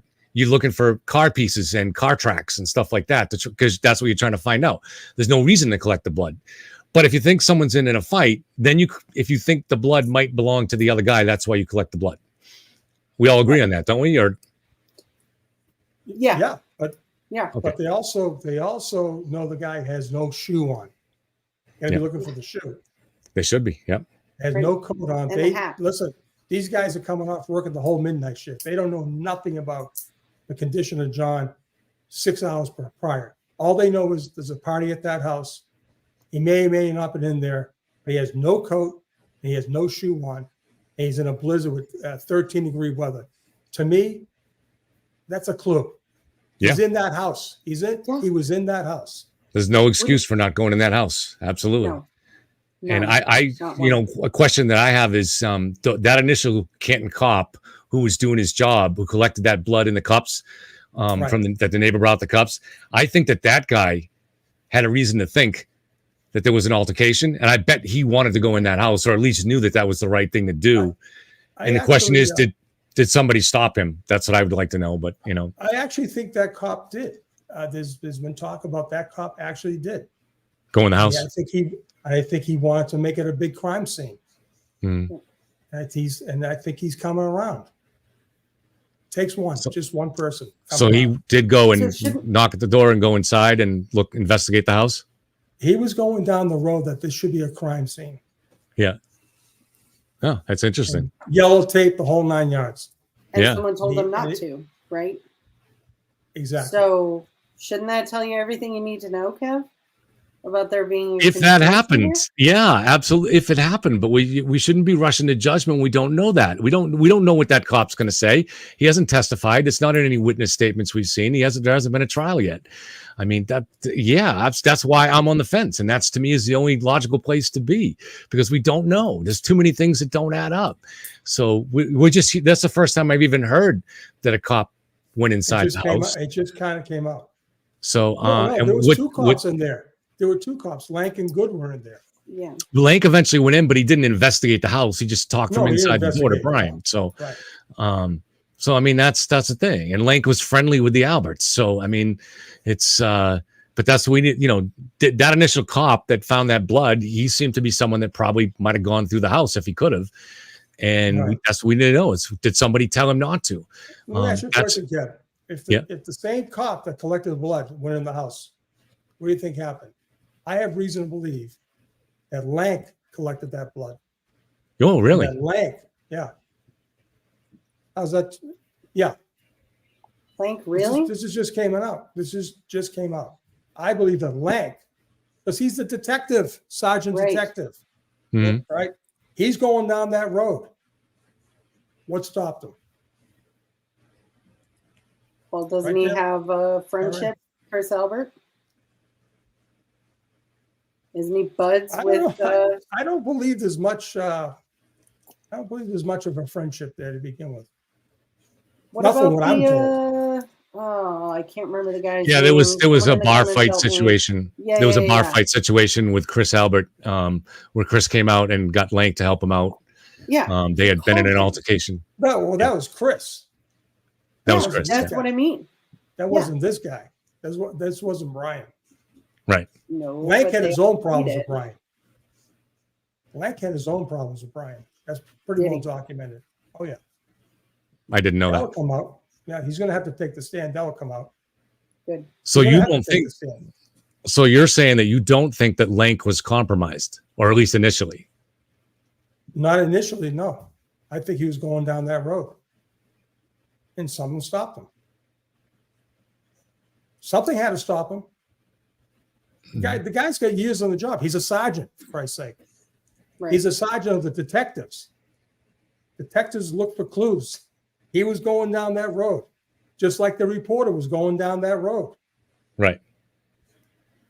Well, if somebody investigated the house, is there a reason there's not a report? There's not a report about it? Nobody investigated that house. There would have been a report. Oh, okay. So you're saying that somebody started to investigate it and then got stopped. That's kind of what the word is right now. Now he's probably feeling the heat. And he's probably taking probably saying, "Hey, that's what I want to do." Well, come forward, Michael. Time to come forward. That's what I say. Come forward now. Maybe time. Yeah, that's all I want to see is get to the bottom of it. It takes one person from that station to come forward, because there's two others going to back them up. It takes one guy. That's it. And this whole case gets put in a tailspin. FBI is not investigating this case for no reason. I can tell you that right now. I don't care. No, you wouldn't think so. The defense has no control over the FBI. I don't care what the defense puts out there. It takes Michael Lank to come forward, tell the story. Do you think he will, Sean? He has a conscience, he will. Do you think he has one? Yeah, I think he does. I think he does now. Good. Because he sees where this is going. He's got to take the stand. Yeah. I'm not going to ask those questions. Yeah, he's got to justify his actions. And if the prosecution doesn't call him, you can bet the defense will call him. Absolutely. Especially now they will. I hope so. Oh man, J1C. If Kevin was trying to ride Turtle Boy's coattails, wouldn't he still be doing it? Wouldn't he just be towing the line? No. Kevin just tries to call it the way it is, and if he's wrong, he's wrong. But that's all I try to do is call it the way I see it and follow the evidence, and that's it. And I know how easy it is to get swept up in a narrative that sounds really good, and you really buy into it. Say, for instance, the idea that Trump was a Russian spy. How many millions of people still believe that? Whether you like Trump or not, he wasn't a Russian spy. That was a narrative that everybody was so sure of. Everybody was so sure of it. So you have to have some instinct to resist these things. That doesn't mean I supported the investigation of Trump back at the beginning. I was like, I want to know what the truth is here. You know, if he's connected to Russians, I want to know. And I'm the same on this. I want to know the truth. And like I said, the video that I came out with is about 75% in favor of the defense. And I just try to do it very carefully and cover all listen to everything that you guys say. I talk to Sean a lot. I talk to Erin, listen to your points. with our own team in chat. I say, what do you guys think? What are some, what are some points that I might have missed here? I challenged them just the other day, and then I look at what their comments are. And then my friend Tom gave me some ideas. I said, oh yeah, I forgot about that. And I put that in. So, I mean, I just try to cover it from both sides. It's not both sizes. I mean, it's just trying to be objective. That's all. Well, I will give you this, Kev. No one else is doing that. So, Thank you. I get it, but I think it's I think it was a bit much to say that Turtle Boy is being paid by the defense, though. I think he's profiting from it. Profiting from it and being paid by the defense are two different things. I think he's in league with them. I think he's not acting like a journalist on this story. I think he's capable of being a great journalist, and I'd like him to go back to doing that. But at this point, everything is riding on this case for him. If it turns out Karen is guilty, what does that do to his reputation? I mean, I don't know. He's said outwardly a bunch of times, if someone can show me evidence that points to Karen Reed being guilty, I'll report it and I'll say, my bad, I was wrong. Color me skeptical. You really don't think that he would do that? And we'll go back to one more thing, Erin, also. This is perfect. In the very beginning, when nobody had any discovery, you got this lone wolf out there knocking on the door of the defense and saying, listen, this is not a car accident at all. And miraculously, whatever he said back in February 3rd, kind of coming forward to being true. How would this guy know? How would this guy, one day after Karen is arraigned, like you heard Yannetti, he had the affidavit. He didn't have a police report.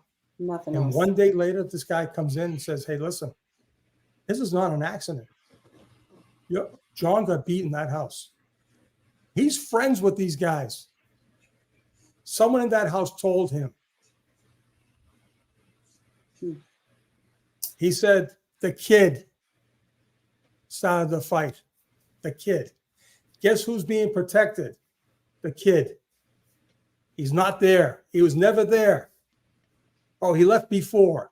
Oh, he left sometime. He's not there. Well, if John's not in that house, it doesn't matter where he was, if he got there or not. If he left at 5 o'clock in the morning, it doesn't matter if John didn't go in that house. And that guy who went to Yannetti's office tipped this case wide open. You can't dismiss that, Kevin. He'd have to be another David Blaine to know all this stuff. I mean, come on. I mean, I'm just going on facts. That's a fact. And not only was a fact, I think Turtle Boy interviewed the guy, and he corroborated what he told Yannetti. You can't discount that. That's huge. Someone in that house made that statement to that guy. You're talking about Scanlon. I mean, Scanlon. I listened to Turtle Boy talk about that, and he didn't think that Scanlon was. He talked to Scanlon, didn't think he was an important player in this. Yeah, because he wouldn't put his name to the affidavit. I get it. He's a tipster. No, but I mean, I don't think Turtle Boy came away thinking that Scanlon did any of that. So I mean, it's possible Scanlon just didn't tell Turtle Boy about it, but. And Scanlon must be a magician. Scanlon must have some kind of discernment. He's able to predict, because I'm telling you, whatever he said, it's pretty plausible. Because I don't think anyone was talking about getting a guy getting beat in the house. Everyone was down the road. This was just going to get swept under. Yeah. She was going to get hit with a manslaughter charge. She was going to go go to jail, probably just probation, slap on the wrist, but she was going to go down for it, and that was going to be the end of it. Let's just look the right arm. Blunt force. I got cracked over the head with a beer bottle. It was indirect. It was meant for my buddy. The beer bottle broke. My head was intact. That's the kind of head I have. Blunt force trauma doesn't cause that type of injury to his arm. No. You're talking blunt force. So the blunt force is the car hitting his arm. It doesn't. That's a myth. It's another hoax. It's like stay away from that house. This the whole report, the whole state's case has been geared to stay away from Brian Albert and 34 Fairview. What did Brian Albert have on whom to say, if I go down, we're all going down? Exactly. That's it. That's the case. Exactly. And guess what? It's going to come out. Because the feds aren't doing this case for a hit and run. It's going to come out. I guarantee you. Then we'll agree on this. I gave you my prediction a week ago, Kevin, off the record prediction. So keep it off the record. That still stands. I guess we can agree, I think, on this. I know me and Sean can. Erin, let me say this and see if you agree with it. Okay. It's going to come out. If there is a conspiracy, and I've said this since early on too, somebody will crack, especially if, or really only if there is an actual FBI investigation here. Because once somebody is threatened with being charged with a crime related to this, they're going to cut a deal. So whoever that is, whether it was somebody in the house or one of the cops related to it, somebody is going to talk. So I agree. It is going to come out. And if it doesn't come out, then that tends to imply that there was not really a conspiracy to begin with. That's the call already of that. Right? I mean, if you agree that it's going to come out and then nothing comes out, that kind of implies there was nothing there to come out.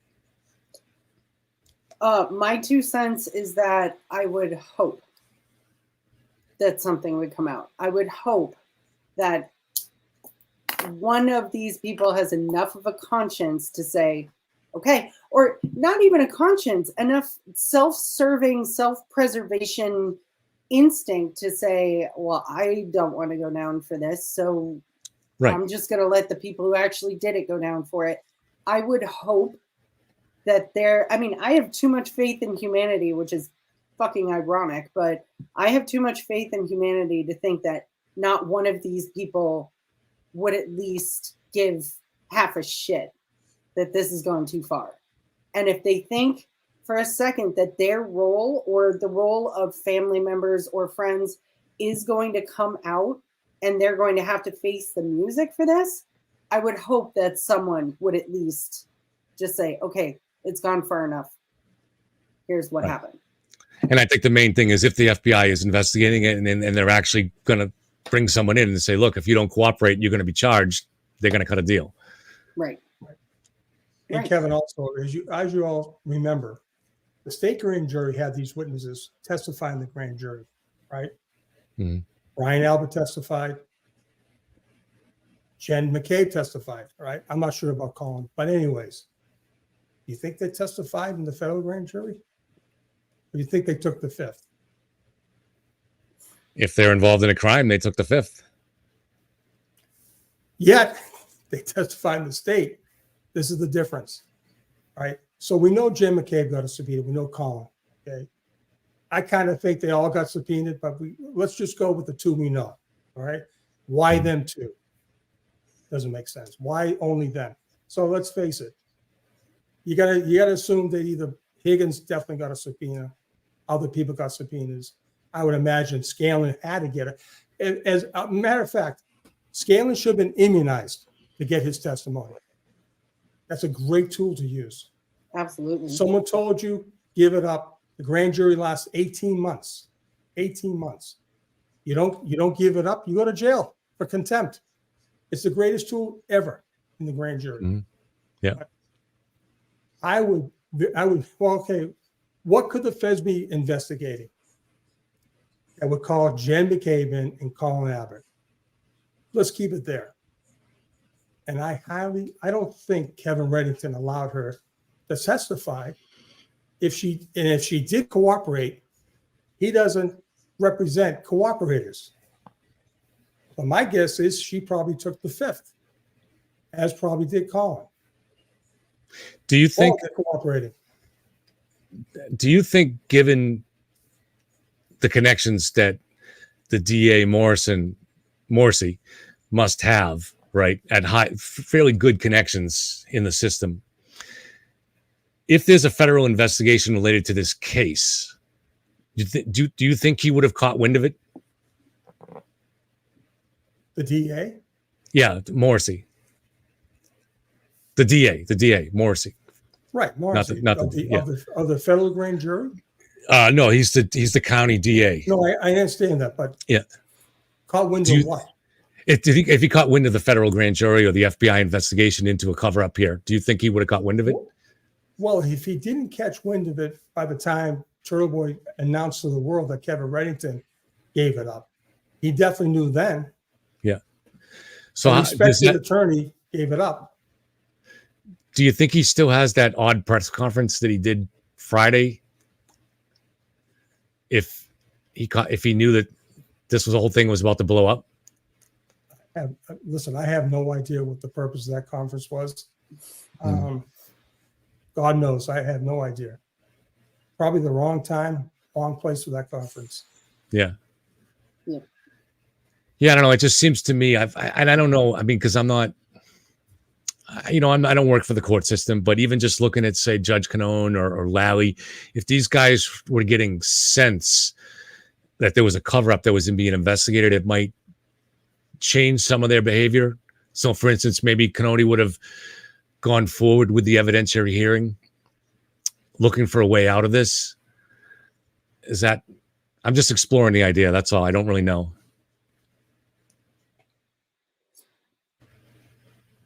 Well, it would seem like the fact that he admits that his own the lead detective works for him. Right. That lead detective is in his office, and the most powerful law enforcement officer in Norfolk County says he wasn't even at 34 Fairview. You know something? He's probably right. Maybe he wasn't, because that's how crazy these reports are. He may be right. Juan, can I just respond real quick? I'm just curious, because you've been here for enough of these episodes. You know that I take about 75% of my episodes or my statements are pro Karen Reed or pro the idea of a conspiracy here. So why do you think that I'm being paid by the prosecution? And I don't think the prosecution works that way. So I'm just curious into the mind here. Is it just because I don't take 100% on that side that you think?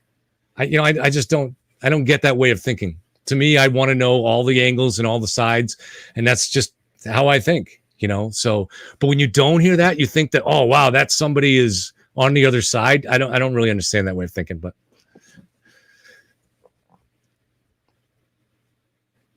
okay. I'm just saying, his own investigator, that should tell you something. Yeah. I mean, so let's make believe we're all on the state side. You think the lead investigator should have been at the scene where Karen hit John? Yeah. Would that be done? He says he was never there. That's the crime scene. Right. That's the crime scene.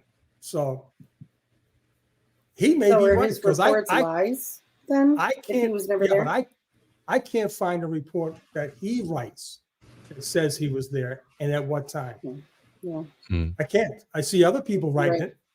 I see the lieutenant, Tully. I see Wootenek, whatever his name is. I see some other people. I can't find the lead detective. That lead detective should be his report. Guess what he does on Brian Walsh? To the T. He's spotless on that investigation. But did he just? I mean, what happened? He had a brain fart on this one? I don't know. I mean, that's a problem, though, isn't it? It is a huge problem. If this turns out to be a cover-up and he is a giant part of it, that's huge, because that screws his credibility on every case that he's worked. Exactly. And it's scary. It's hard. I mean, it just doesn't seem like it would be worth it ultimately. But so what's why the this motivation? case? Why this case? That's the thing. Yeah. Why this case? Open and shut. Why this case? Well, someone has something on someone. Who had the goods? There you go. That's it. Well, I asked my husband the other night, because he's a big guy. I asked him the other night, if Brian Albert threatened you, if you saw something and you had that big bald bastard right up in your face threatening you, saying, if you say something, you're dead, Would you go against him, or would you do what he told you to do? And he's not a wuss. He's a veteran. He said, damn right I would listen to him because that guy is fucking terrifying. So what does that tell you? I mean, he's a stranger, but these are family and friends. Like, he's known them. He knows their secrets. He's known them forever. So what could he do to destroy your life? You know, especially if you just watched him help or by himself kill a guy. Would you really want to fuck with him, or would you just say, yep, whatever you say, bud? Right. I mean, it's maybe, but it's tough to really take, when you might go down for a murder rap. That's a tough thing. And I don't think Michael Proctor is afraid of Brian Albert.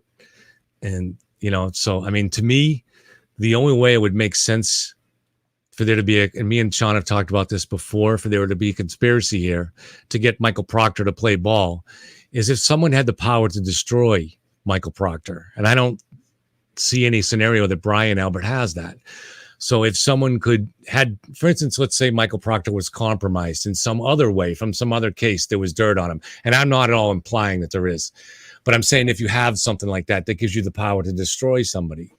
So if somebody had that, somebody higher up in the police department, in the state police, or in whatever, that could potentially, someone like that could have the power to say, hey, dude, we need you to play ball in this. Or we're going to kill you.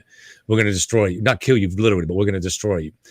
So, I mean, to me, you're not going to get someone, it takes a lot. It's an awful lot to get somebody willing to give up their life, to potentially give up their life. This guy's going to be thrown in jail for decades. Kevin, so, I mean, Kevin, the state police have proved that they're not above that. Look what they did in Worcester. Aiden Carney told about the other night about the judge's daughter, and they forced one of the troopers to change his report. This happens all the time. That's not a murder. That's not a murder case. That's not a murder case. This is, it's fairly unique. I think you can't think of any other cases on the top. I mean, I don't know if you could think of it at the top of your head where the state police and the local police are conspiring to plant evidence when it comes to framing a murder. That's a tough one. About the murder of a Boston police officer. Yeah, exactly. All right. And not that everybody matters, but this was a Boston police officer. This should have been done the right way. Why not? I'm telling you, why wasn't every step perfect? Why wasn't everything done absolutely to the T? I mean, isn't that what the whole blue line is about? It's a brotherhood. Aren't you supposed to do right by your brother? Yeah, they should have done that for John. Yes. No question. Absolutely. Yeah. So, and I know for a fact that just even police that I know in Boston and other areas are torn over this case. So they're not sure what side to fall on. Kevin, they're not that torn. They're not that torn. I don't see them out here. That's bullshit. Yeah. I'm calling bullshit right now. They're not that torn. If they're that torn, come out. Speak your piece. He's gone. I don't think he's even gone back to work since this whole thing happened. He's done. No, I mean, they're torn over what happened here. That's what So come out and talk about it. If you're on the side of Brian, come out and say something. If you're on the side of Karen, come out and say something. No, but if you're torn, if you're torn, Sean, that means you're not sure what to think. You're not on one side or the other. You're just sitting back looking at the evidence. They know what to think. They know exactly what to think. They know exactly. Kyle Dougal has no problem going on Brian's side, and he was John's best friend. Yeah. Allegedly. He has no problem. Yeah. I mean, come on. He's out there. I'd love to talk to Kyle Dougal. Actually, cop to cop. I would love to talk to him. Seriously. So you don't think that I want to know what he thinks about the investigation. Forget about the defense. I want to have his idea. If he analyzed those reports like I would love to see he's a detective too, right? Mm-hmm. So you don't think so do you think that he believes how do you think he believes John died? I'd love to ask him. Because that's the conversation I want. I would love to have that. I'm reading the same reports that he would read. Tell me this was done the way you think it would be done, Carl. Tell me. I got no What about- problem. So I reach out to him. He can reach out to me. What about John's brother? Yeah, listen. That's another discussion. Because it's going to be, Fair. we're going to have that discussion because I'm going to tell you right now, that car has damage. John's car has damage.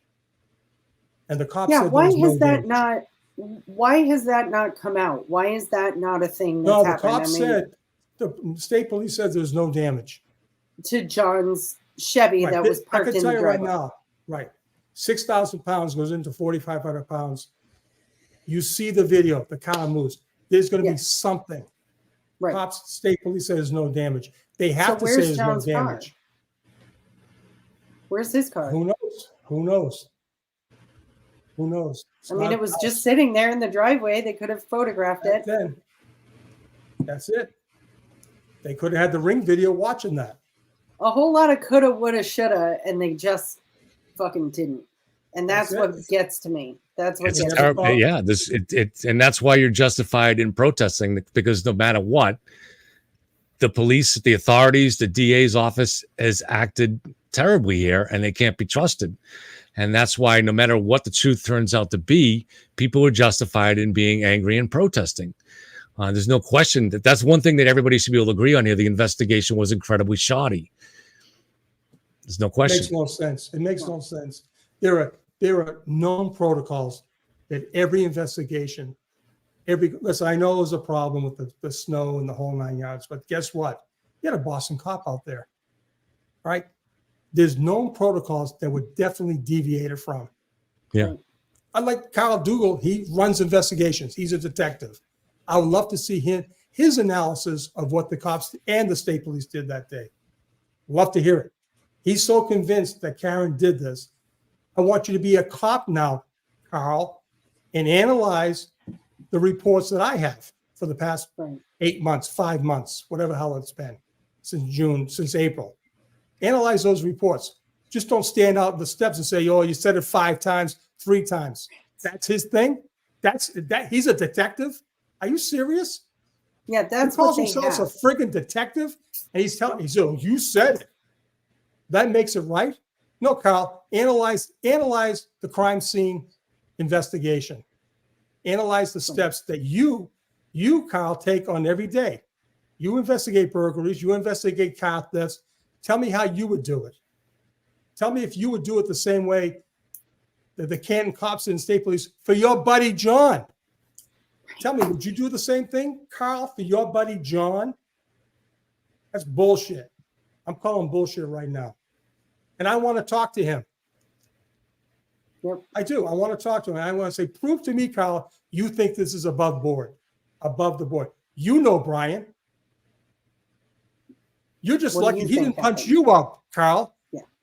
He didn't punch you out. He punched Eddie Hernandez out. He punched a bunch of other people out. He didn't punch you out yet. Is that why you're towing the line, Carl? Tell me where I'm wrong. We're all men here, Carl. We're all men. Tell me where I'm wrong. Tell me I'm looking at those reports the wrong way. I'm on the reports. I don't care what the defense says. I'm on those reports. If the investigation was done the right way, we wouldn't be here today. Right. They actually screwed Brian Albert. They really did. That's If you true. really If Brian Albert is innocent, they screwed him by running such a shoddy investigation and leaving him open to this. Absolutely. If they gone into that house and found nothing, Yep. we wouldn't be here We today. won't Brian be would sitting be here. Right. Brian be out doing Boston's finest right now. That's But right. because they didn't do it, because someone said back off, they actually screwed. I told them in a letter they screwed him because there's a big question mark, a big black hole that everyone says, why wasn't the house looked at? And that's what I said too in my video. We shouldn't have to guess whether or not Karen's vehicle, whether the taillight was broken when she was driving home. I mean, how many ring systems should have caught that? How many downtown businesses should have caught that? There should be no guessing here.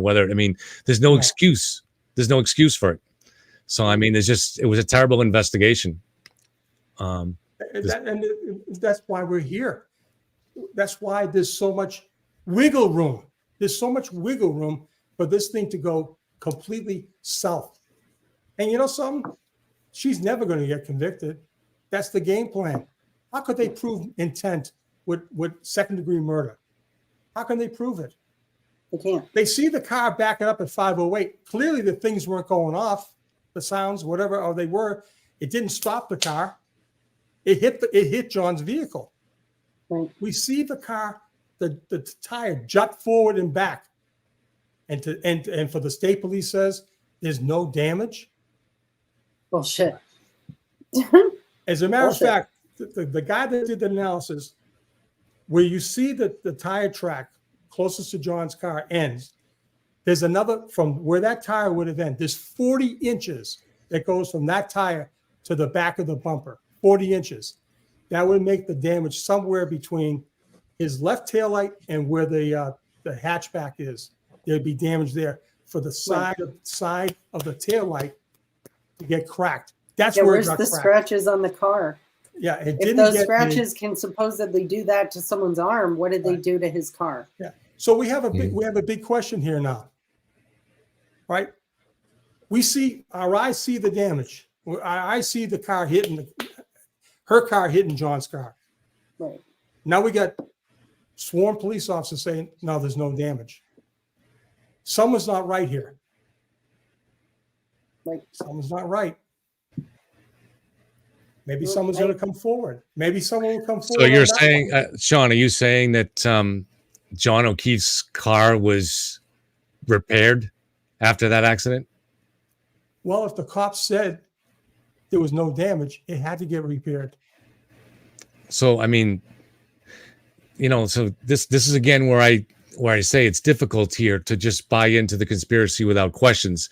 So you're saying that a tow truck came and secretly got and towed John's SUV from the driveway and repaired it and got it back undetected. Well, let's put it like this. We all know that a Canton police officer owns an auto body shop. Okay. There is people who said that police officer came to the Canton Police Department to take the taillight out. Now, I don't necessarily see anything wrong with taking the taillight. They must have taken it out for some reason. He was the magic guy, right? Yeah. My problem is he doesn't appear anywhere in those reports. He's not even on the chain of custody for that taillight. You touch evidence, your name is on that. What's wrong with that? Mm-hmm. Now, is it a far stretch to say, hey, Brian, we have a little problem. Can you work on it for us? I'm not saying necessarily that happened, but don't tell me there was no damage to that car. Because here's the thing is, I believe the ring video that should have got removed, should have got deleted, was the one at 508. They messed up. They messed that up because that brings in reasonable doubt.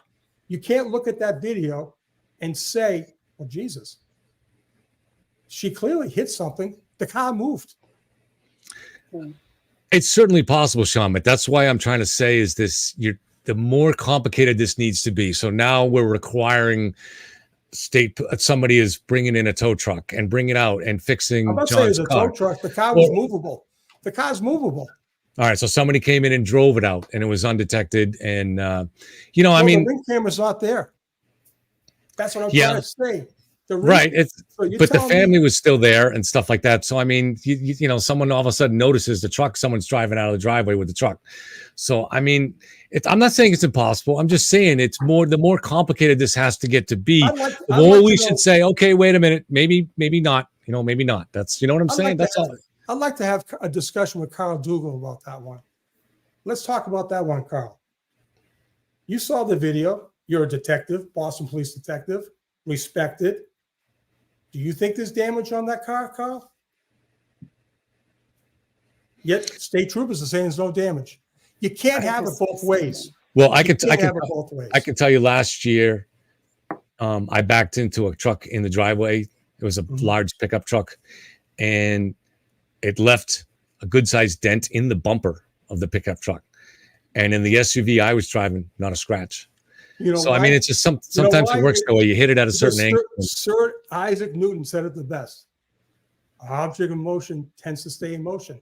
And if you have a 6,000-pound guy It stays in motion. The car, John's car gave. Oh, John's car moved. There's no question about that. Yeah, absolutely. We've all seen the video. There's no, and it's a joke that the state would try to say that it didn't and misrepresent that. That's just another aspect of the joke, the way the state has run the trial. But the fact that the car moved does not mean. So what I'm saying is, it's perfectly possible that Karen broke her taillight on John's SUV and did no damage to, and also did no damage to John's SUV. That seems to me plausible. You think? Well, if you hit it, you hit it in just the right way, and that was a side impact. It was a side taillight. Right. I mean, if she hit him right on the corner, I guess we'll find out. Apparently. Right. What I'm saying is you could have a conspiracy here where you don't have to fix John's car, is what I'm saying. That's all I'm saying. So, I mean, so sometimes you don't have to go to, that's all I'm saying. Simple. We find John's car, we take paint samples. When I was a cop, that's what I did. Yeah. Come on, O'Keefe family, give it up. Give up the car and make sure there was no paint, no damage done, there was no damage, there was no repairs. We could find out very easily that particular left quarter to the center of the tail hatchback. Let's take some samples. Let's go to the front of the car. It was a 2019 fairly new car. That's a very simple one. Yeah. Very simple to prove.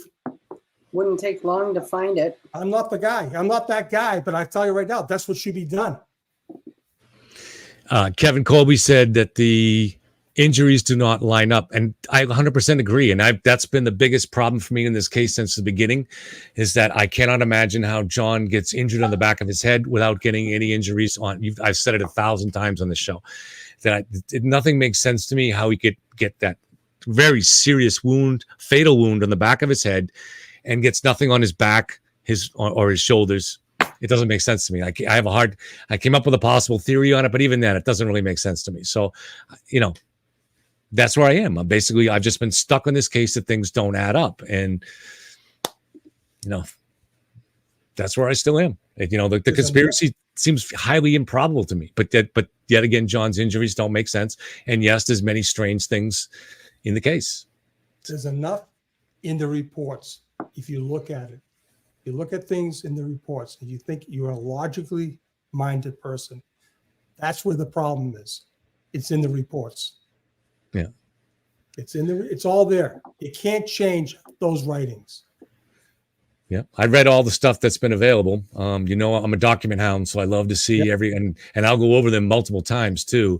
I did this in many other cases. If this is what's great is actually your site, not your site, but I think the site you're on, the Justice for Karen Reed, is great because it puts the documents up there, and that's what I was actually trying to get Turtle Boy to do back in April, but they didn't do it because I really like to take the documents in PDF form where I can do highlights too, and then you can come back and say, well, that didn't check, So, for instance, I saw in the charging document, Julie Nagel was Julie Nagel the first couple of times, and then later on she became Julianne Nagel, and it's like, there's a lot of sloppiness, and that's in a later charging document. Another suspicious thing that I found in there reading over that this weekend, and this is my second or third time reading it, was the extent to which they were trying to say that Colin Albert was not there. It's a whole paragraph, and it's really emphatic, and it's, and it's like, well, why does it say that Kevin Lenihan wasn't there? Right. I mean, why do you bother saying that somebody wasn't there? If they're not there, there's no reason to put them in the report. But it was a little bit odd too, that they had it where he was there right up until his parents got home, but managed to leave before any of the guests saw him. But they were all heading to the same house from 5 minutes away. So that seemed a little odd to me too. But that's why you read through the things and try to find the odd things in them. But you will find odd things on the other side too. And you start saying, I don't know. And that's the approach that I take. Anyways, it's what you're bringing to the table, Kev. That's all I try to do. And I apologize for getting angry, but someone came in and started firing shots at me left and right. And I'm going to respond. I'm Irish. I'm going to respond, dude. That's you stand up in a bar and you raise your hands. I'm going to respond. And that's just, I'm not going to go duck in the back room. So anyways, but Sean, thank you very much. And I apologize for all the outbursts and stuff like that. You know, I don't like to do that. No, I know. Not just on these shows, but in general. I don't live for this. I live for having peaceful, friendly discussion with people. And when I went on Turtle Boy's show, we had that. And that's, to me, what it should be all about. It's just having good, friendly discussion and trying to get to the bottom of things. Erin, thank you very much. And I apologize for being upsetting. It's okay. Just don't call me mindless, Kev. I would never think that, let alone say it. I was talking about the people and I was responding to chat, and I hope you can. Yes. No. That. I understand. I'm just razzing you. I do get it. I do get it. I think, everyone's entitled to get fired up about this shit because it's divisive. It makes people need to get fired up about it. I get it. Mm-hmm. But I think you maybe take it like a scotch too far with saying Turtle Boy was getting paid by the defense. But that is my take. We already heard you say that. Thank you.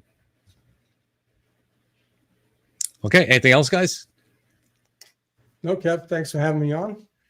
All right, Sean. I hope you'll come back again, and we'll avoid all the screaming and stuff like that. You know, it's not the usual way. Have a good night, Erin. Thank you. See you later.